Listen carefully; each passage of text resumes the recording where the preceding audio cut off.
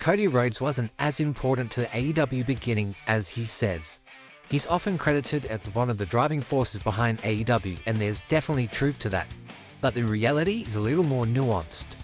So if you like more wrestling content and daily wrestling topics and discussions, like the video, comment below, and subscribe to the channel. AEW wasn't one man's vision. It was a movement, and it was led, first and foremost, by the Young Bucks and Tony Khan. Cody absolutely helped shape AEW's early success, but let's not forget who laid the groundwork before the company even had a name.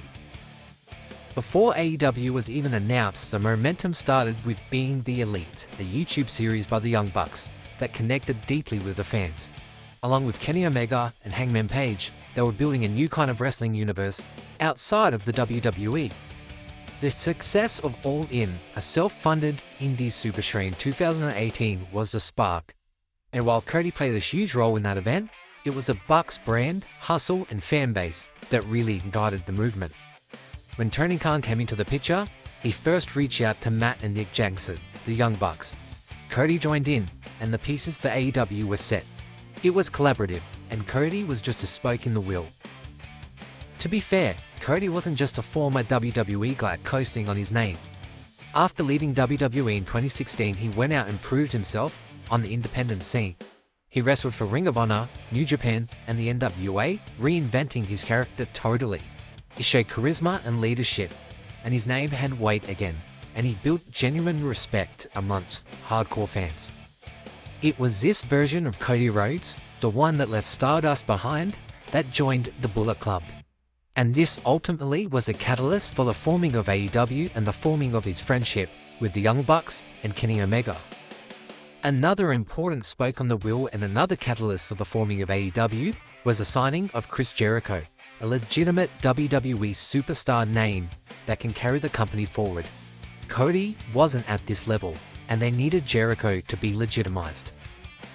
Once AEW launched, Cody hit the ground running. His early promos were emotional and authentic, and he elevated a ton of talent like MJF, Darby Allin, Brody Lee, and even Anthony Ogogo.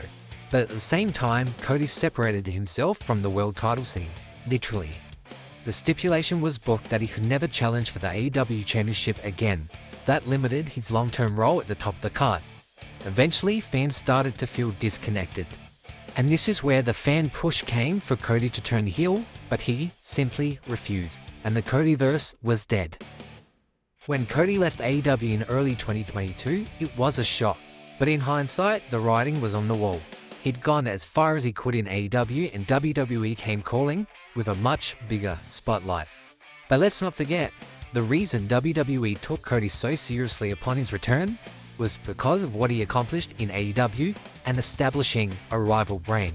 Taking him away from them was the biggest thing they could do. Making Cody the biggest deal they can and putting the spotlight on him as much as possible is the dagger that WWE wanted to put in the hearts of AEW. Without AEW, there is no WrestleMania comeback. There's no American Nightmare resurgence. AEW played a major role in preparing him for that next level.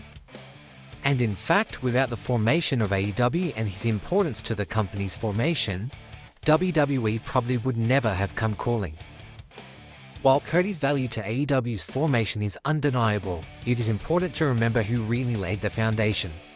The Young Bucks were the lifeblood of the early movement, and Being the Elite created the culture. All In proved the demand, and Tony Khan's financial backing and corporate connections turned it into a reality.